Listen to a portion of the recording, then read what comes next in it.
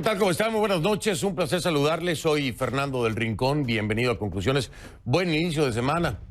Y nos vamos de inmediato entonces con las 5 del día.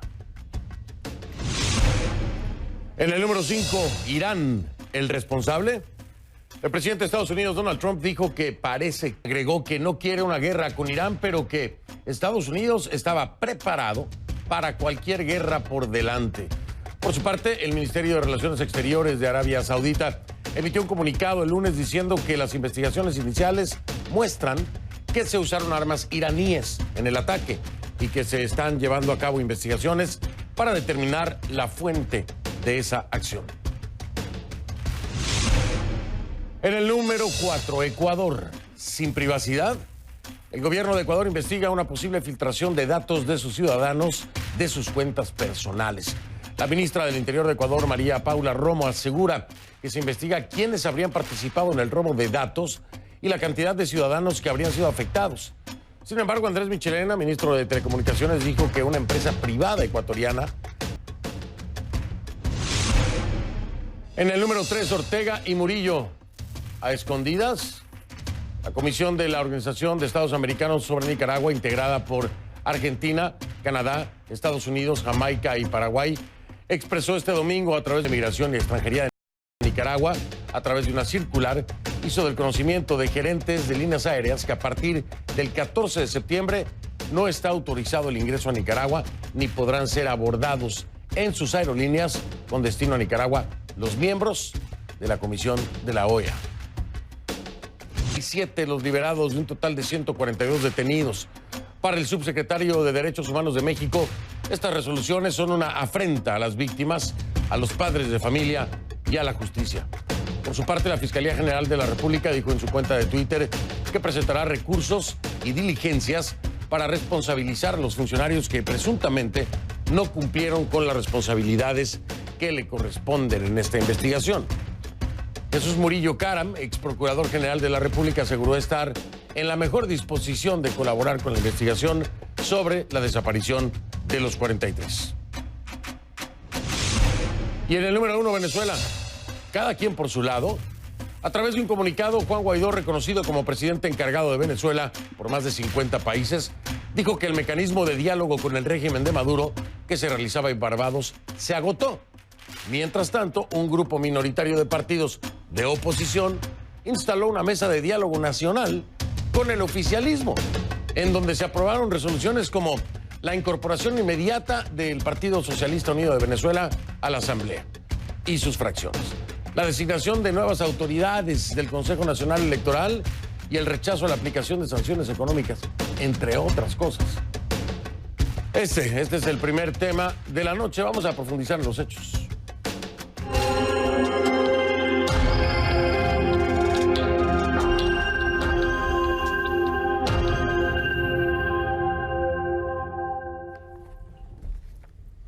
Le pido que a partir de este momento me acompañen utilizando la etiqueta numeral concluenredo, VZLA. El hashtag es concluenredo, VZLA de Venezuela. Y el enredo que hay hoy con esta parte de la oposición, por mínima que sea, ¿no? Opositores a final de cuentas. En fin, sus comentarios con concluenredo, VZLA, a mi cuenta en Twitter, @soyfdelrincón, @soyfdelrincón. A ver, si usted creía que la situación política en Venezuela era complicada, pues se complicó más, sí, más. Le voy a explicar por qué. Juan Guaidó, que es reconocido como presidente encargado de Venezuela por más de 50 países, dio por terminado el diálogo con el oficialismo en Barbados. Pero, en paralelo, un grupo minoritario de partidos de la oposición, encabezado por el diputado Timoteo Zambrano, firmó un acuerdo con el régimen de Nicolás Maduro. El sector de la oposición alineado a Guaidó los llama falsa oposición y, por supuesto, rechaza el pacto. Pero vamos con Osmari Hernández, está en Caracas, en vivo, nos acompaña. Pues, Osmari, más que para explicarnos, porque esto ya es un enredo, ¿no? Grave enredo, pero para explicarnos más bien qué ha pasado, qué han dicho por allá y cómo se está manejando la situación, ¿no? Así es, Fernando, tal como lo describes, una situación por lo menos confusa y para muchos también turbia. La oposición dice se agotó el diálogo y al mismo tiempo la oposición firma un acuerdo con el cuestionado gobierno de Nicolás Maduro. Vamos a intentar explicarle un poco. Se trata de pues quienes respaldan a Juan Guaidó, que son los partidos con mayor votación. Anunciaron que se agotó el diálogo en Barbados luego de 6 semanas de ausencia de los representantes de Maduro, y ellos pues presentaron el día de hoy detalles de lo que fue el acuerdo que quedó sobre la mesa vacía luego de la decisión del gobierno de retirarse. Esto contemplaba, Fernando, por una parte, que tanto Guaidó como Maduro se separaran de sus cargos para dar pie a un gobierno de transición conformado por los distintos sectores políticos y también por una representación de la Fuerza Armada Nacional. En este sentido, Juan Guaidó decía que tendría que explicar Nicolás Maduro por qué no quiso sentarse a negociar sobre una propuesta que consideró sensata y que además contemplaba a los distintos sectores del país. Pero además pues restó importancia a estos grupos que se están sentando en este momento con Nicolás Maduro, según decía Maduro, desde hace 2 meses, decía Timoteo Zambrano desde hace 3, para intentar, por una parte, renovar el Consejo Nacional Electoral y por otra, también la reincorporación de la bancada del partido de gobierno a la Asamblea Nacional. Vamos a escuchar parte de lo que fue la declaración en la jornada de este lunes de Juan Guaidó sobre este tema. Que explique el régimen que esto no es una solución sensata, real, a la crisis que hoy vive Venezuela, en vez de estar buscando alternativas que ya sabemos a dónde derivan: a mayor crisis, a mayor aislamiento internacional, a menos fuente de financiamiento para Venezuela, que de nuevo, la única forma de solucionar la crisis económica es generando confianza hoy en Venezuela, y no lo va a hacer mientras Nicolás Maduro usurpe funciones. Así que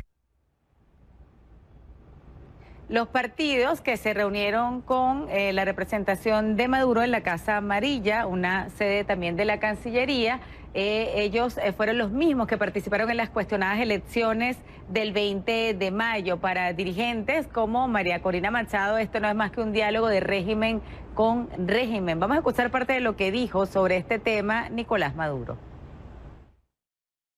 Hoy se firmó el primer acuerdo de paz, entendimiento y convivencia entre importantes sectores de la oposición venezolana y las fuerzas bolivarianas y el gobierno bolivariano. Allí se firmó un acuerdo que venía trabajándose y gestándose en el transcurso de los últimos 2 meses, por lo menos. Bien, esta situación, Fernando, deja varias preguntas en el aire. ¿Cómo se llevaría a cabo, por ejemplo, la renovación del Consejo Nacional Electoral, que de acuerdo con la Constitución pasaría por la Asamblea Nacional, una Asamblea Nacional con la cual deberían tener unos 2/3 de apoyo para la propuesta, pero adicionalmente una Asamblea Nacional a la cual se reincorporaría el partido de gobierno, no sabemos cuándo, y que hasta este momento ha sido considerada en desacato? Sería una forma esta de reconocer nuevamente la Asamblea Nacional. Se presentará a la Asamblea Nacional Diosdado Cabello, quien actualmente es el presidente de la Asamblea Nacional Constituyente. Hay varias dudas, Fernando, sobre cómo se llevaría a cabo este proceso, que por cierto también el proceso de Barbados contemplaba una renovación del Consejo Nacional Electoral. ¿Cómo sería la distribución? ¿Cuáles serían las normas del juego? Y en el caso de Barbados se hablaba de una elección presidencial. En este caso, la única elección a la cual han hecho referencia los distintos voceros, tanto Maduro como Diosdado Cabello, ha sido una elección parlamentaria en el primer trimestre de 2020, así que pues está la expectativa de cualquier anuncio en este sentido, Fernando.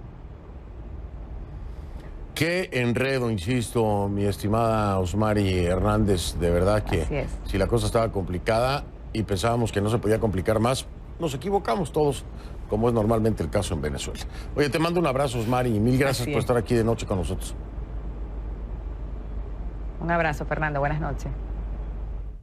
Buenas noches, es Osmari Hernández desde Caracas. Mientras el bloque opositor venezolano representado por Guaidó anunciaba entonces el fracaso, el fin de los diálogos en Barbados, bueno, ya no me atrevo ni a decir fin, ¿no? Digamos el fracaso, porque luego se reanudan y usted sabe. Pero por el momento dijo, se acabó. Eso fue lo que dijo Guaidó, ¿no? En Barbados al menos. Y mientras pasaba eso, en Caracas entonces anunciaban un acuerdo con la oposición, como usted ya escuchó. Es un acuerdo para el establecimiento de una mesa de diálogo con partidos minoritarios de opositores. Ese diálogo también contempla, mediante varios acuerdos, el regreso de diputados oficialistas, como nos explicaba Osmari, a la Asamblea Nacional, diputados del PSV, que la Asamblea Nacional es controlado por la oposición. También la liberación de presos políticos y la renovación del Consejo Nacional Electoral. Esta negociación no cuenta con el aval de Guaidó ni tampoco del Parlamento. Desde el Centro Mundial de Noticias, nuestra Kay Guerrero con su reporte K. Vamos para allá.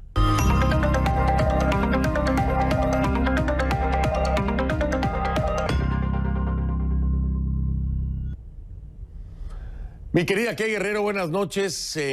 A ver, vamos a empezar. ¿Qué estamos viendo? ¿Es la fragmentación de la oposición o la formación de una nueva oposición? ¿O, como dicen en Venezuela, un pote de humo, una distracción? Cuéntame por dónde es que va la cosa de acuerdo a lo que investigas. Fernando, no sé si es una distracción o es algo que se ha venido manejando hace mucho tiempo, pero lo que sí parece es que esta firma tiene un rumbo claro y, como decía Osmari, serían las elecciones parlamentarias. También lo creen así varios expertos políticos que hemos consultado acá en CNN. Y esto tiene mucho sentido. Sabemos que el chavismo ha dicho que quieren elecciones parlamentarias, que quieren nuevamente recuperar la Asamblea Nacional, que, como sabemos, es el único órgano en poder de la oposición actualmente. Ese parlamento, hoy por hoy, ha hecho su trabajo, es reconocido internacionalmente, y sabemos que, pese al poder limitado que tienen, pues han logrado que Estados Unidos imponga fuertes sanciones económicas en contra del régimen de Maduro y se han convertido prácticamente como en la piedra en el zapato. Pero vamos a ir por partes. Primero, ¿quiénes serían los firmantes? Son representantes de algunos partidos minoritarios de oposición. Coloquialmente se les conoce en Venezuela, o les dicen en Venezuela, la oposición colaboradora. ¿Por qué? Bueno, porque en varias oportunidades han hablado, negociado, propuesto dialogar con el gobierno de Maduro, pero también le dicen así porque entre los firmantes está el Partido Avanzada Progresista de Henry Falcón, que, como sabemos, participó en las elecciones presidenciales del 2018 en contra de la voluntad de todo el bloque opositor venezolano, que decía que esos comicios eran fraudulentos. De hecho, el resultado de esa elección no fue reconocido por más de 50 países. Este sector de oposición minoritario estuvo encabezado por una figura principal, el diputado que vemos en pantalla, Timoteo Zambrano. ¿Pero quién es él? Sabemos que es miembro de la Asamblea Nacional de Venezuela. Recientemente formó su propio partido. Ese partido se llama Movimiento Cambiemos, que fue validado en septiembre del año pasado. ¿Por qué esto es importante? Es importante porque el Consejo Nacional Electoral lo valida al mismo tiempo que estaba ilegalizando a otros partidos opositores. Entonces llama la atención que este partido figura en esa lista. Este lunes Zambrano se identificó como un opositor y dijo que su único interés en este acuerdo, en esta firma, es la paz en Venezuela. Escuchemos.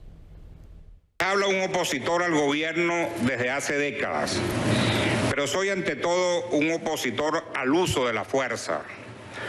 Un opositor también a la sinrazón de la confrontación permanente y sin salida. El fin no justifica los medios. El fin debe ser la Venezuela de todos, no de una parte frente a la otra. Hemos concertado voluntades, renunciado a posiciones para construir, unir y sumar. Fernando, aunque Zambrano se catalogó como un opositor, su firma, como tú decías, no cuenta con el aval de Juan Guaidó, ni de la Asamblea Nacional, ni de la mayoría opositora. De hecho, en la Asamblea Nacional se preguntan dónde están, porque hay muchas críticas en su contra, ya que figura en la lista de los diputados con mayor número de inasistencias. Guaidó ya reaccionó a este acuerdo el día de hoy, asegurando que se trata de un hecho sumamente irresponsable. Escuchemos. Ya el régimen ha intentado antes este tipo de maniobras. Pasó el 20 de mayo del 2018. Ya sabemos cuáles fueron las consecuencias trágicas para nuestra gente el negar una solución real al conflicto.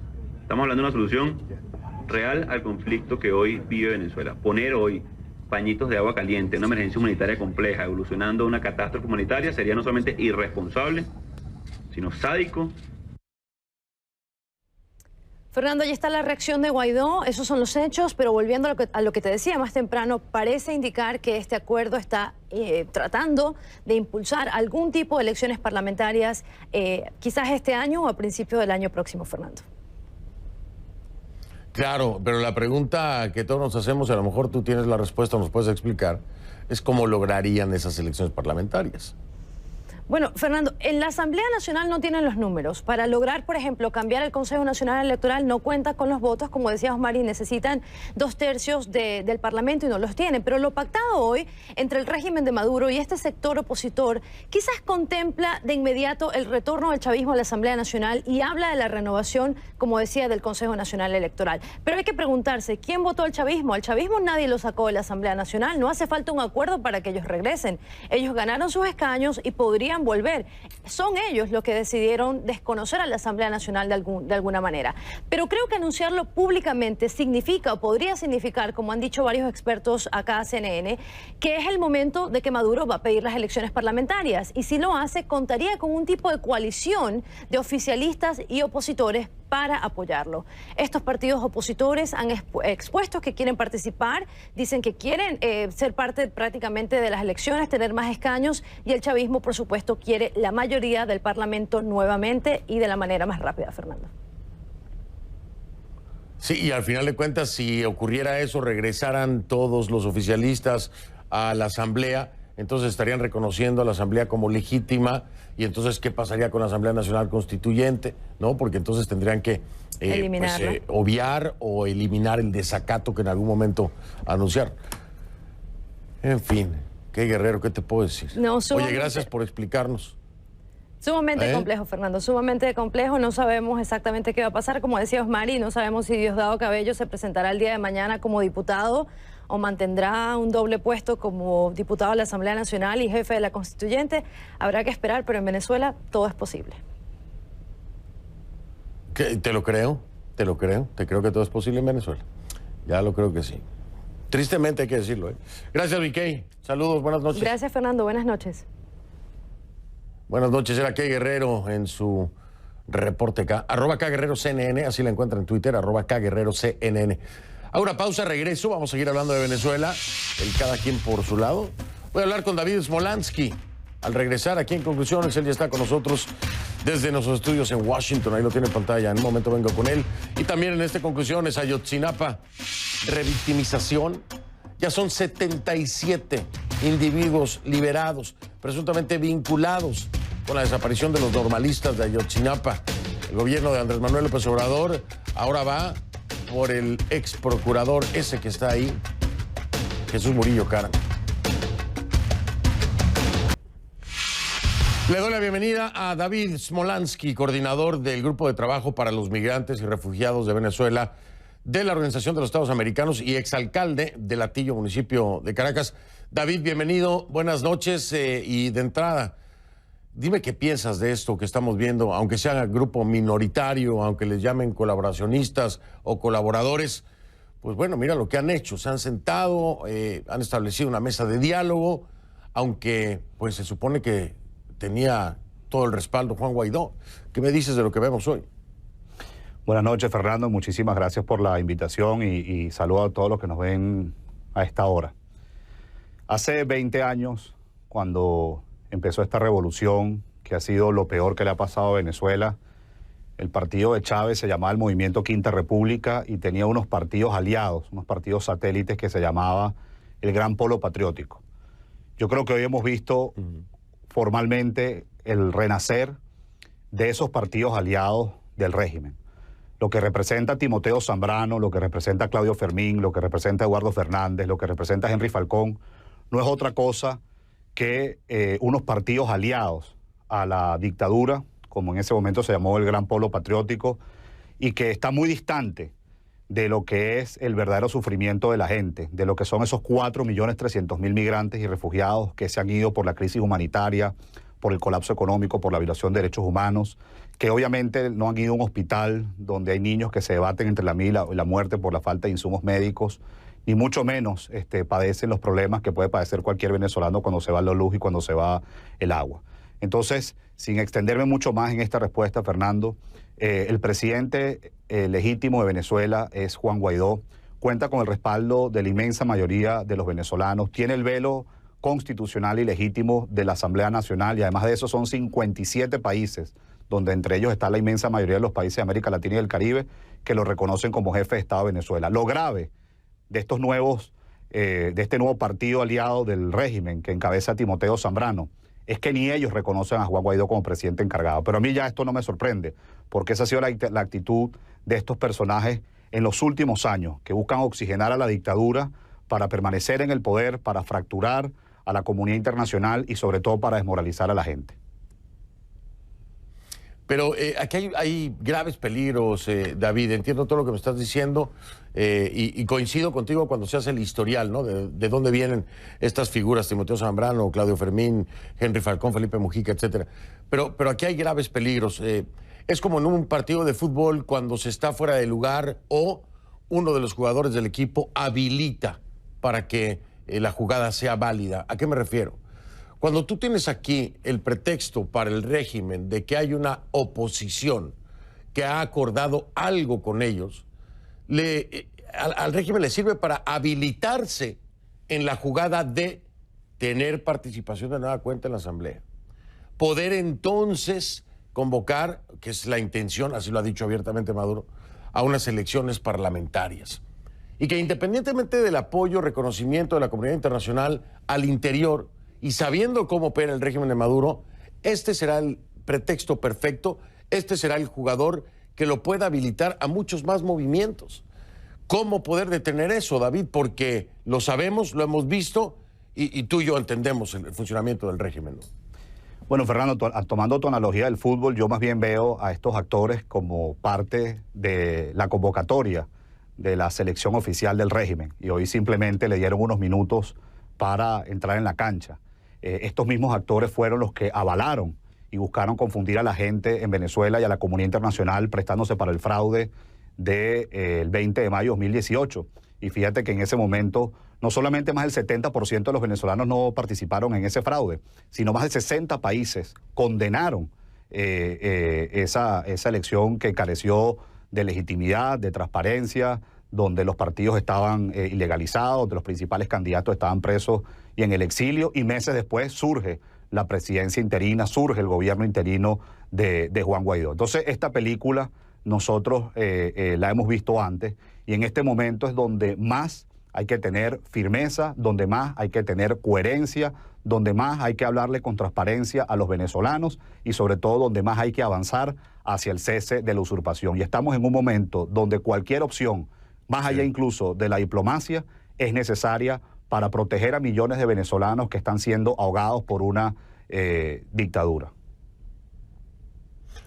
Te hago una última pregunta por tiempo. Ya después te voy a volver a invitar para que hablemos de los refugiados venezolanos, que es un tema sumamente importante.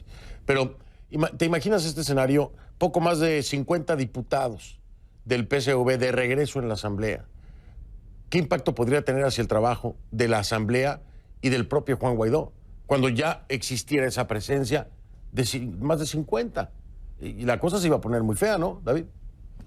Bueno, en primer lugar se van a ver como evidente minoría porque el gobierno interino está representado por más de 100 diputados. Y en segundo lugar, no tengo la menor duda que con la determinación del presidente Guaidó, pues se van a poder decir cosas en caso de que ellos se presenten a la Asamblea Nacional cara a cara. Este es el momento donde hay que respaldar al gobierno interino. Este es el momento donde la comunidad internacional tiene que tener muy clara que el régimen está tejiendo un partido político aliado, que lo encabeza Timoteo Zambrano, Claudio Fermín, Henry Falcón, que no estuvo en la foto de hoy, también está encabezándolo. Y no podemos caer en confusiones, Fernando.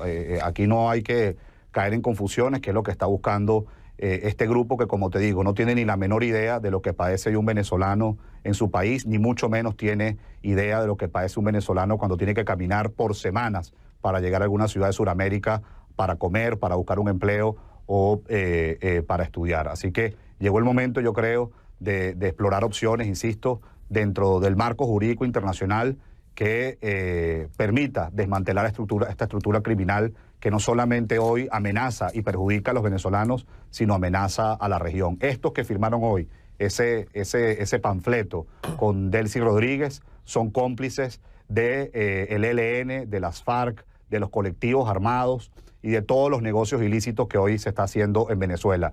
Perdona que me extienda nuevamente, pero mientras se hacía esa marramucia en el Palacio de Miraflores, los colectivos armados estaban disparando a los maestros humildes que estaban hoy protestando, pidiendo una mejora salarial. Esos maestros fueron reprimidos por los colectivos armados que les dispararon, que los agredieron, y ellos estaban firmando ese documento en el Palacio de Miraflores. Ese documento no, ese panfleto. Son los contrastes a los que desgraciadamente nos hemos, no te digo acostumbrado, pero nos hemos anticipado, porque normalmente esos escenarios ocurren. Nunca nos acostumbraremos a eso, por supuesto. David Smolansky, me tengo que ir. Te llamo pronto para que hablemos entonces de los refugiados, que es un tema muy importante, muy delicado y que hay que darle su relevancia y su tiempo. Te mando un abrazo, David, y mil gracias por haberme acompañado. Fernando, muchas gracias, y te robo 10 segundos. Quiero anunciar que la semana que viene este servidor estará asistiendo a la Asamblea General de Naciones Unidas, donde allí participaremos en distintas sesiones muy relevantes sobre la crisis de migrantes y refugiados venezolanos, y también habrá una delegación del gobierno interino del presidente Guaidó para seguir exponiendo la situación que ocurre en nuestro país. Gracias. Bien, pues miren, ahí está el anuncio. Lo hace aquí en Conclusiones David Smolansky. La próxima semana estarán ahí entonces en Nueva York. David Smolansky es el coordinador del Grupo de Trabajo para los Migrantes y Refugiados de Venezuela, de la OEA, y además es exalcalde de El Hatillo, municipio de Caracas. Voy a hacer una pausa, regreso. Vamos con el siguiente tema de esta noche, es Ayotzinapa. Revictimización. Un juez libera a 24 ex policías relacionados al caso Ayotzinapa. Mientras el gobierno de Andrés Manuel López Obrador va ahora por exfuncionarios federales encargados de indagatorias, por ejemplo, el ex procurador general de la República, Jesús Murillo Caram.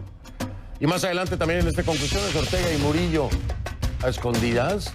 El gobierno de Ortega prohíbe el ingreso al país a miembros de la Comisión de la Organización de Estados Americanos sobre Nicaragua. Vamos a hablar con uno de ellos, Gonzalo Conque, es el jefe de gabinete de Luis Almagro, secretario general de la OEA. Ahí está en pantalla. Y fue uno de los que no pudo entrar, por cierto. Ya regreso.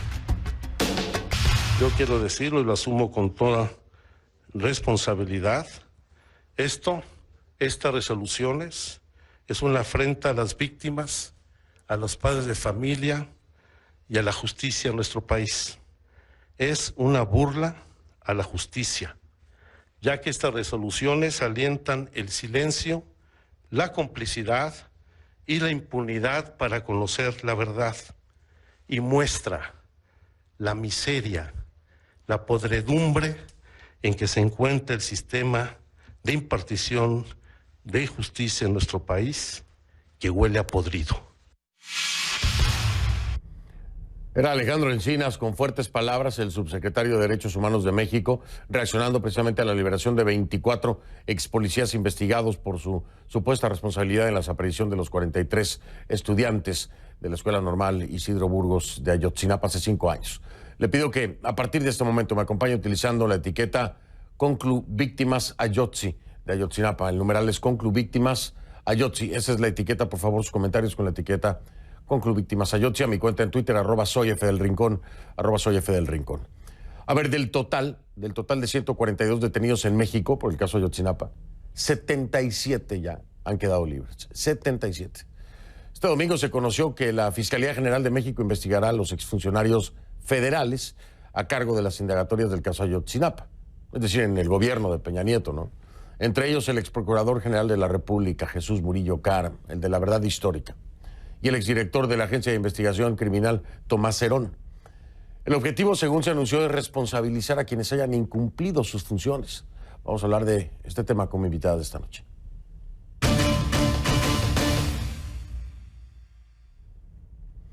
Le doy la bienvenida y agradezco su presencia a Ángela Buitrago, quien forma parte del GAT, que es el Grupo de Apoyo Técnico a la Comisión Presidencial para la Verdad y el Acceso a la Justicia para el caso Ayotzinapa. Ángela, bienvenida y gracias. Buenas noches.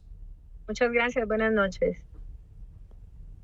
Ángela, terrible estas noticias. Increíble pensar que 77 de los presuntos involucrados han sido ya liberados por muchas situaciones, entre ellos malos procesos, en fin, incluso hasta violaciones de derechos humanos. Cada uno es un caso diferente, pero son 77 que están fuera. Ángela, ¿qué es lo que mayormente está permitiendo que estas personas queden en libertad? Mira, yo creo que lo fundamental es que hubo procedimientos ilegales y desde ese punto de vista, pues las consecuencias en un Estado de Derecho terminan siendo nefastas para una investigación cuando se realizan actividades de esta naturaleza. Yo no me preocuparía tanto por las liberaciones en este momento, porque yo creo que de todos modos, ante la realidad de esos procedimientos, pues habría un tema que es absolutamente insoslayable. Pero sí creo que además el trabajo que debe ejercer un órgano de justicia es un trabajo transparente con respeto de los derechos humanos. Quizás el tema en particular es decir que el hecho de que salgan no quiere decir que los responsables no puedan ser llamados eventualmente a juicio. En este momento ellos estaban detenidos de manera preventiva. No era un tema de una decisión de responsabilidad y por lo tanto creo que se abre la compuerta para seguir trabajando en búsqueda de la información que lleve a los culpables a responder por los hechos cometidos en el caso de Ayotzinapa. Yo creo que el tema en particular es seguir trabajando con la intención de tratar de conseguir elementos probatorios como hay efectivamente que no tienen esa condición de haber sido obtenidos a través de ilegalidades y desde ese punto de vista lograr un proceso con el cumplimiento de los derechos también para los presuntos responsables y con las responsabilidades que deben ser contundentes en términos probatorios. Es un tema sumamente complejo, Ángela, porque aquí también se abre la puerta a algo que el presidente Andrés Manuel López Obrador constantemente menciona, ¿no? El tema de los derechos humanos. Si bien es cierto que pudieran ser llamados de nueva cuenta ante la justicia aquellos que pues tuvieran que serlo por evidencia que se encuentre, también es cierto que muchos de ellos se les han violado los derechos humanos por denuncias, ¿no? De confesiones obligadas, torturas, etcétera. Esta gente pudiera al mismo tiempo estar vinculada con el caso. Esto no los exime, ¿no?, de que pudieran estar vinculadas con el caso. Sin embargo, aquí habría una denuncia en contra del Estado mexicano. Legalmente, ¿cómo poder manejar estos dos estatus? Un presunto responsable que al mismo tiempo es víctima del Estado mexicano. ¿Cómo poder equilibrar esto? Mira, yo creo que de todos modos las indagaciones sobre las personas que realizaron comportamientos de esta índole es una obligación también en aras de del respeto y de la protección de los derechos humanos. Pero eso no quita que si se encuentran elementos probatorios que permitan encontrar la responsabilidad de las personas que participaron, no se pueda llevar a juicio a una persona posteriormente por haber tenido participación en estos hechos de la desaparición forzada de los 43 muchachos de la Normal Isidro Burgos. Una cosa no riñe con la otra. El Estado debe garantizar los derechos humanos de todas las personas, por lo tanto debe adelantarse una investigación frente a este hecho, pero a la vez debe investigar los delitos de lesa humanidad y debe considerar efectivamente que la prueba válida, aportada de manera legal al proceso, puede fincar responsabilidad en todas las personas o en algunas de las personas que a pesar de las circunstancias han sido liberadas hoy en día. Yo creo que el tema es reconducir la investigación a una investigación transparente, limpia, apegada a la protección de derechos humanos. Y yo no creo que las cosas estén de todas maneras perdidas. Yo pienso que hay mucha información que puede ser utilizada y que efectivamente yo creo que va a ser utilizada en términos de tratar de buscar a los verdaderos responsables y obviamente tratar de generar unas respuestas adecuadas para la búsqueda de la desaparición de los 43. Una doble tarea en este caso, una doble tarea digo por encontrar los responsables, a los verdaderos responsables del caso Ayotzinapa, de la desaparición de los 43 estudiantes, y por el otro lado también a los responsables que hayan coaccionado, que hayan violado derechos humanos, que hayan presentado pruebas o evidencias falsas, en fin. Aquí hay un doble trabajo muy importante, muy, muy importante. Es un gran reto para la justicia mexicana, para el Estado mexicano, y cayó en las manos del gobierno de Andrés Manuel López Obrador. Ángela, mil gracias por este tiempo. Sé que estás ahí en el aeropuerto a punto de salir, así que no te quito más tiempo. Y de verdad que gracias por acompañarnos. Y mira que es una oportunidad, entre otras, de aprendizaje también, ¿no? De que las cosas se deben hacer dentro de la legalidad y no forzar los procesos precisamente por las consecuencias que trae, ¿no? Completamente, estoy completamente de acuerdo contigo. Es atroz pensar que ocurrió lo que ocurrió en todos los sentidos, ¿no? En el sentido de los 43, pero también en el sentido de la cadena de mando, en el manejo de evidencia, en la violación de derechos humanos. Es una cosa espantosa. Es decir, por ningún lado hubo justicia de comprobarse todos estos supuestos, ¿no?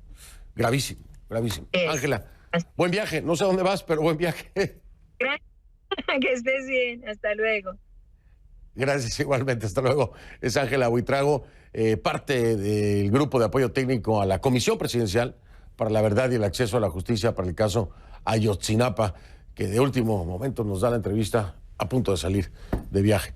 Voy a hacer una pausa, regreso. Tenemos un tema pendiente aún, es Nicaragua. Ortega y Murillo, a escondidas. El gobierno de Daniel Ortega prohíbe el ingreso al país a miembros de la Comisión de la Organización de Estados Americanos sobre Nicaragua. Vamos a hablar con Gonzalo Conque, jefe de gabinete de Luis Almagro, el secretario general de la OEA. Él fue uno de los que no pudo entrar. Ahí está Gonzalo. Ya venimos con él.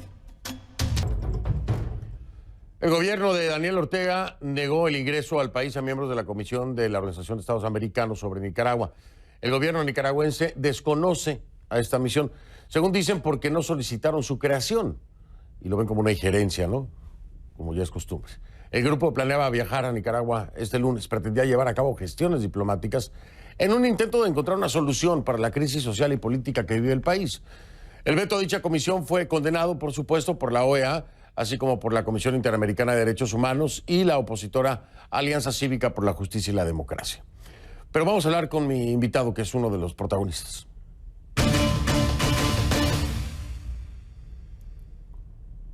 Le doy la bienvenida a Gonzalo Javier Conque, diplomático de carrera y actual jefe de gabinete del secretario general de la OEA, Luis Almagro. Gonzalo, gracias, buenas noches. Buenas noches, Fernando. Gracias por la invitación. Al contrario, gracias a ti, bienvenido. Gonzalo, bueno, pues no los dejan entrar y yo te pregunto, ¿cómo se puede trabajar así y en una situación como la que se vive en Nicaragua? Gonzalo, ¿cuál fue la sorpresa que se llevaron o ya lo sabían que esto podía ocurrir?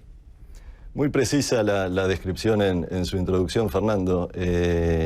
Sí, de hecho, existía la posibilidad, siempre existe la conjetura de que no fuera posible ingresar al país, pero siempre es una sorpresa desagradable. No desagradable, evidentemente, en lo que tiene que ver con los aspectos propios del viaje, sino porque es una mala decisión, una muy mala decisión del gobierno de Nicaragua. Y es mala para la democracia, es mala para la paz, es mala para la justicia y para los derechos humanos en el país. Esta comisión de alto nivel que creó la Asamblea General de la OEA en junio pasado en Medellín y que está compuesta por representantes de Argentina, de Canadá, de Estados Unidos, de Jamaica y de Paraguay, como usted decía, a lo que iba era a buscar la posibilidad de un diálogo, evidentemente con los actores sociales, con actores relevantes políticos de la oposición y también con el gobierno, pero con el afán de construir en ese camino que el país necesita, que es el de la reinstitucionalización democrática. Con una decisión de este tipo, por parte del gobierno de Nicaragua, lo que se indica es una cerrazón a construir una agenda positiva, propositiva y de restauración democrática en el país, que es lo que los nicaragüenses necesitan. Gonzalo, pero al mismo tiempo el régimen de Murillo Ortega está desconociendo no solamente a la OEA, no solamente a la Comisión, sino todo el sistema interamericano, ¿no?